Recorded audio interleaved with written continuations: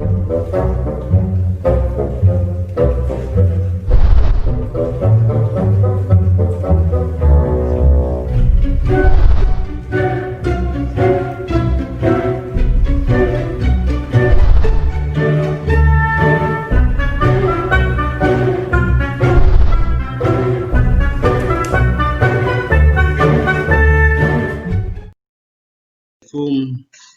warahmatullahi wabarakatuh.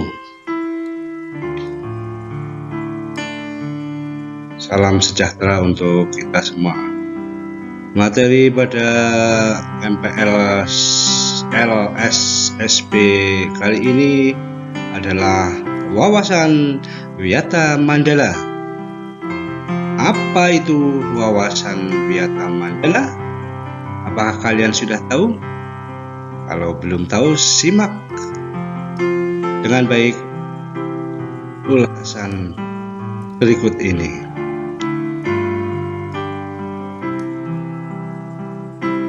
Wawasan adalah pandangan. Kemudian Wiyata Mandala adalah lingkungan sekolah.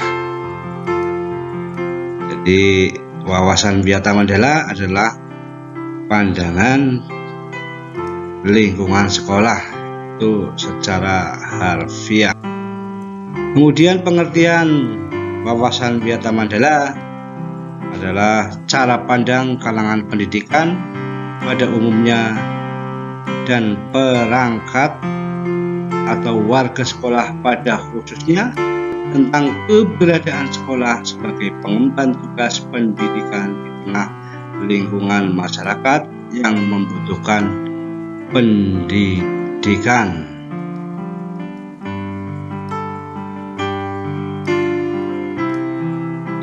Selanjutnya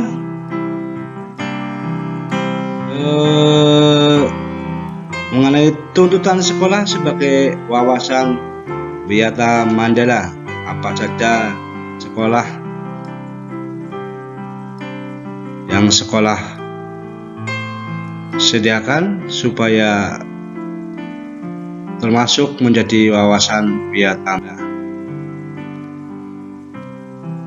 Yang pertama adalah memiliki sarana dan prasarana yang cukup baik.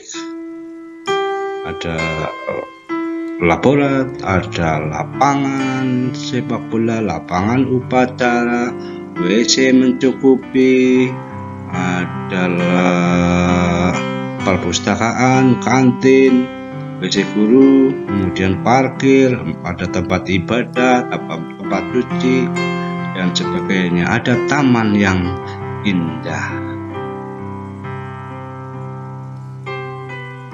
Kemudian memiliki tenaga edukatif yang berpribadi teladan, terampil dan berpengalaman serta berwawasan luas.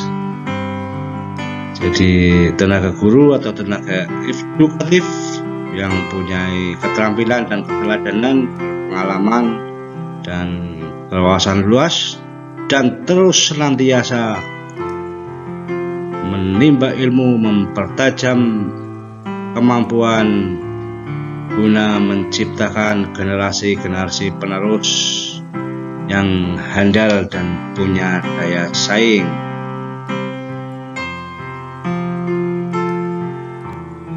Terciptanya lingkungan aman, bersih, tertib, indah, sejuk, dan segar merupakan persyaratan yang ketiga. Ada taman yang indah, pohon paku, bunga-bunga, kemudian ada gazebo. Yang keempat, tumbuhnya partisipasi, kerjasama, dan dukungan masyarakat sekitar. Sebagai contoh dalam keamanan, adanya siskamling masyarakat sekitar yang ikut menjaga keamanan sekolah. Kemudian adanya kerja bakti yang melibatkan masyarakat dan anak sekolah di sekitar sekolah, di halaman sekolah, di jalan-jalan dekat sekolah. Kemudian adanya partisipasi masyarakat dalam mendukung semua pembangunan ataupun memperlengkap sarana prasarana yang dibutuhkan di suatu lembaga pendidikan atau sekolah.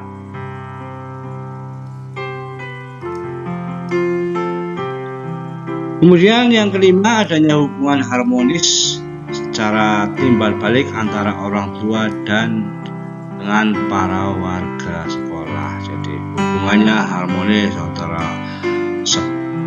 orang tua dengan kepala sekolah, orang tua dengan tata usaha, orang tua dengan anak, orang tua dengan penjaga sekolah, orang tua dengan kantin, dan sebagainya. Orang tua dengan pedagang kantin maksudnya.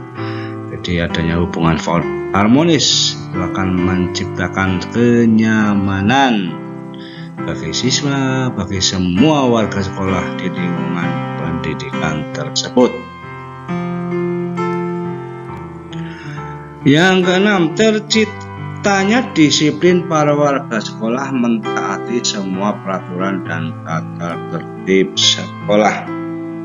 Sekolah dimanapun, di negara manapun, pasti ada peraturan-peraturan ataupun tata tertib yang harus semua itu diperlukan untuk menjaga kenyamanan dan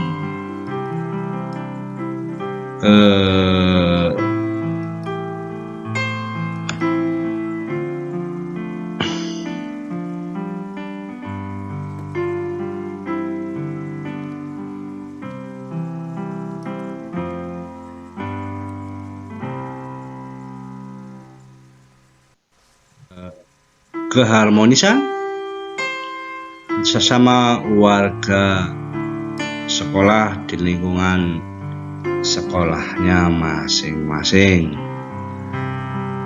Mengapa ada guru BK, mengapa ada kesiswaan, mengapa ada bapak ibu guru, mengapa ada hukuman, mengapa ada teguran, mengapa ada pemanggilan orang tua, itu semua adalah semata-mata demi terciptanya wawasan Wiyata Mandala, lingkungan yang nyaman, yang sangat enak untuk belajar.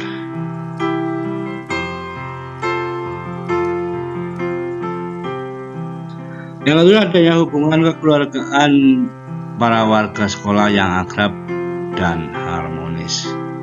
Pada tiap-tiap kelas biasanya dibikin suatu paguyuban. Kemudian di tingkatan kelas 8 dan 7 dan 9 atau kelas yang lain dibikin pula satu paguyuban. Kemudian ada komite, dan sekarang sudah sangat difasilitasi dengan adanya media sosial, dengan WA, dengan Facebook, dengan Instagram, dengan YouTube, dan lain, sehingga untuk menjaga keharmonisan, menjaga hubungan kekeluargaan tanpa tatap muka pun tetap bisa dilaksanakan di situasi seperti sekarang ini. Jadi bukan tidak mungkin melalui telepon langsung pakai layar ataupun dengan yang lain. Tumbuhnya semangat peserta didik untuk maju, bekerja keras, dan belajar keras. Tentu saja semangat peserta didik untuk maju itu harus ditanamkan, tidak hanya di sekolah, di rumah pun senantiasa ditekankan, karena kemauan keras, kemauan belajar keras, dan semangat untuk maju merupakan modal dalam menggapai masa depan. Dimana seperti kita ketahui bahwa pendidikan adalah salah satu yang menjembatani pengentasan kemiskinan. Dengan pendidikan punya wawasan luas, punya kesempatan luas, punya pilihan yang luas, dan punya ide-ide yang luas dalam memecahkan masalah yang ada di kehidupan. Sehingga dengan pendidikan tentu saja akan mendukung untuk kehidupan yang lebih baik. Sekolah sebagai lingkungan pendidikan itu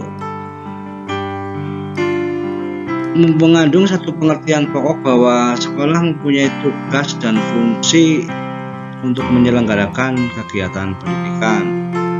Kegiatan tersebut dilaksanakan secara terencana maksudnya sudah diprogram dari awal tahun, belum masuk sebagainya, materinya apa, cara penilaiannya bagaimana, itu sudah direncanakan. Kemudian tertib jam 7 berangkat, tertib administrasi, tertib berpakaian, tertib berperilaku, dan teratur.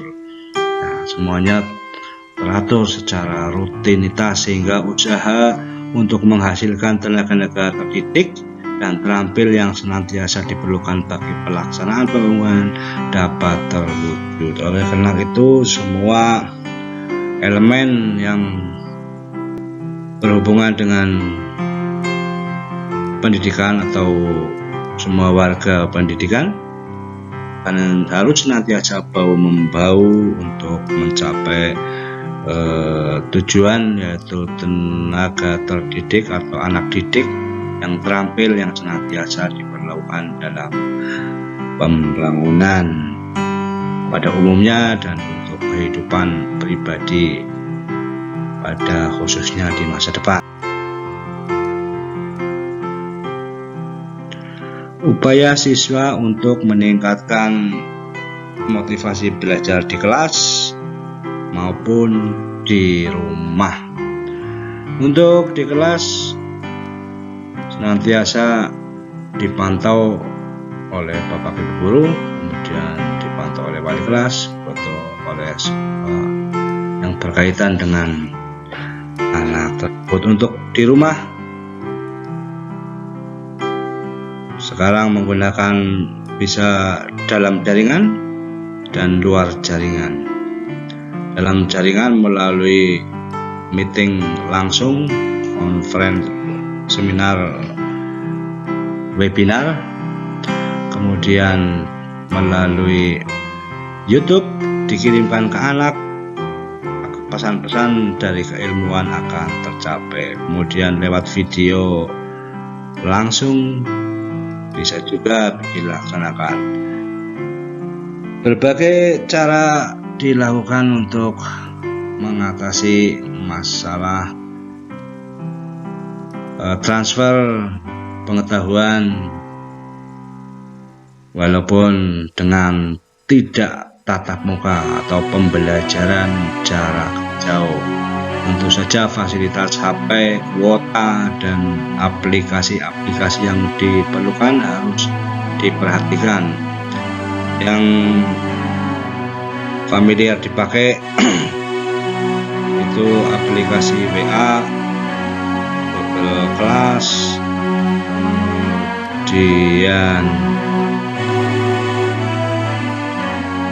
Google Class, kemudian YouTube itu dipakai untuk penyampaian pesan-pesan yang bisa dilihat di semau yang melihatnya, tidak terpancang waktu yang telah ditentukan. Bisa malam, bisa sore, bisa besoknya acara dan pesannya tetap tersampaikan. Di tiap kelas Bambang papan tulis sebagai salah satu kelengkapan untuk proses belajar mengajar. Papan tulis spidol ataupun kapur tulis yang sekarang mungkin sudah tidak zamannya lagi, sudah musim, sudah diganti dengan spidol ya. Meja guru tertata rapi, panduan siswa di tata rapi, jaraknya simetris, kondisinya bersih, ada jam, ada tempat gambar Bapak Presiden, ada tempat sampah dan sebagainya. Ini gambar pahlawan juga syarat-syarat yang ada di dalam kelas supaya kita senantiasa mengikuti alur sejarah perjuangan bangsa Indonesia. Gambar-gambar tokoh pahlawan nasional dan pendidikan diatur sesuai dengan tata ruang kelas itu.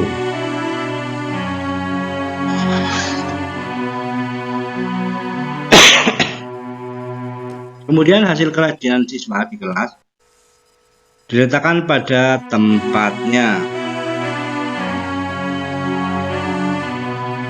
Tadi sudah disebutkan di dinding antara terpasang gambar presiden, wakil presiden, ada Garuda Pancasila.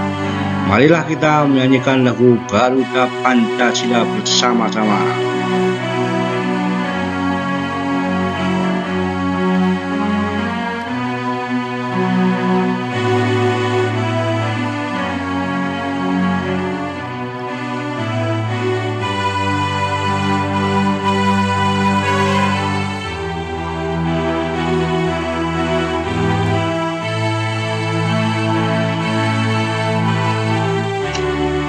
Kemudian di sudut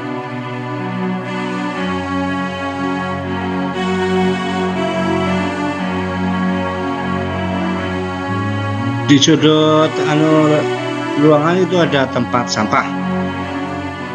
Persiapan pembelajaran jarak jauh. Dan tentu saja persiapan pembelajaran di kelas juga perlu disiapkan nantinya. Ini karena cuaca seperti ini, jadi materinya disesuaikan dengan situasi kondisi. Yang pertama, mengerjakan tugas pekerjaan rumah yang diberikan oleh guru. Semua pekerjaan tentu saja dilaksanakan di rumah. Kemudian mengulang mempelajari bahan pelajaran yang telah dijelaskan. Apabila menonton video diputar ulang, tentu saja dengan mengambil kesimpulan, dengan mengambil pokok-pokok yang penting, kemudian menjawab pertanyaan. Itu cara belajar yang masuk efektif dengan bekerja belajar kelompok itu 2 orang.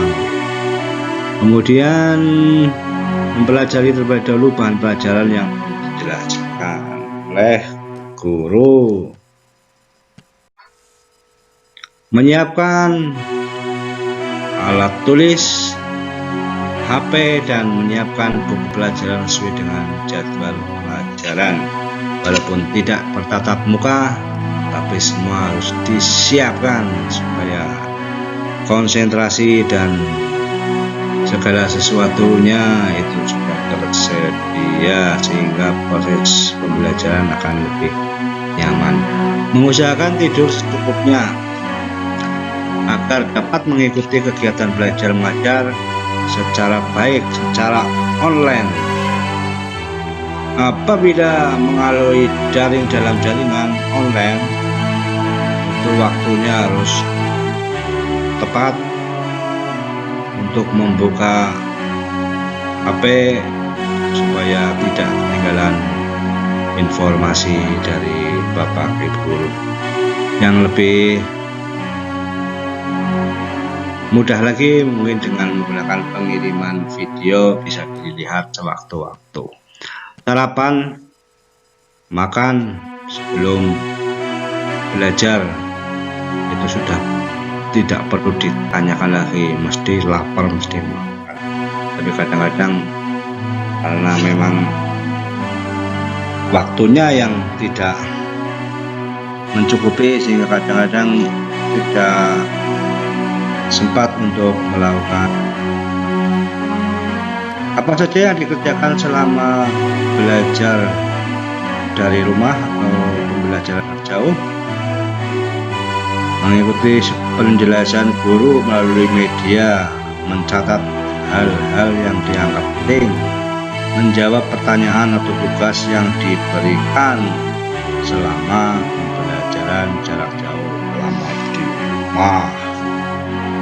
Jadi kemungkinan tidak akan ketemu, tapi ilmunya ataupun informasinya sampai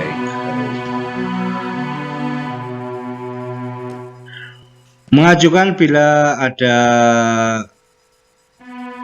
pertanyaan, maksudnya bila ada hal-hal yang dipahami bisa lewat HP, bisa lewat WA, bisa lewat komentar yang ada di Facebook, di YouTube maupun di video yang dikirimkan oleh Bapak Ibu guru. Kemudian mengembangkan pendapat bila dianggap penting, bisa lewat WA, bisa lewat SMS, dan bisa lewat telepon.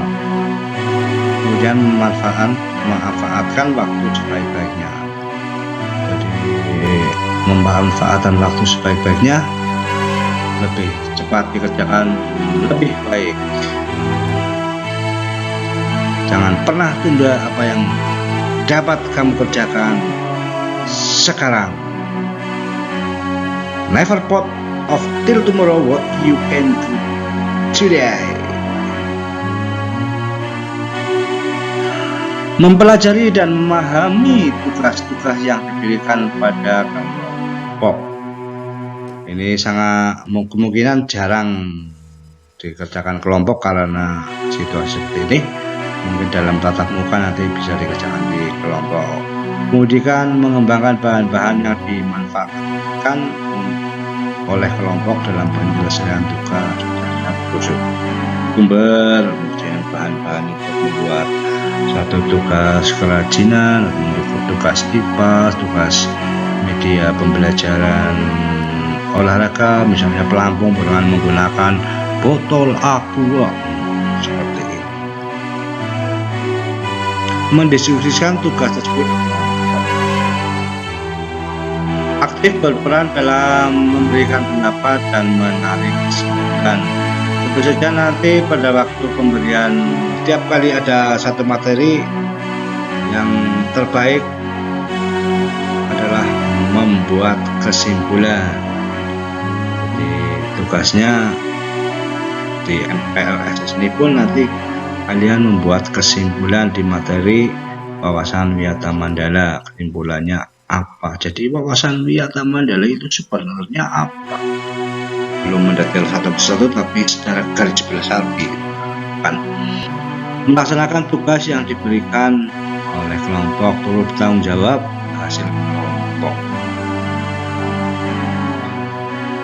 Ya, tentunya tugas-tugas memanfaatkan sumber dari perpustakaan yang sudah dipinjami bukunya dengan memakai perpustakaan digital dan Dekia. Suatu perpustakaan yang sudah menjadi juara, dan di sekolah itu pun sudah menjadi sekolah hati di sekolah kita. Jadi kalian tidak perlu meragukan wawasan Wiyata Mandala SMP kita itu baik apa enggak, wajib mendapat Adiwiyata nasional. Bersungguh menyelesaikan pekerjaan. Bagaimana siswa mendukung pelaksanaan wawasan Wiyata Mandala? Hormat kepada guru, mematuhi segala peraturan tata tertib, melaksanakan kebersihan taman, kamar mandi, membuang sampah pada tempatnya, memelihara keindahan, membawa bunga misalnya supaya sekolahnya lebih indah. supaya kelasnya sendiri-sendiri lebih indah, dibentuk kelompok kelas untuk berlomba keindahan taman kelas dan kebersihan kelas. Memelihara teman, tentu saja apabila teman yang nakal segera dilaporkan ke wali kelas, guru BK ataupun ke kesiswaan.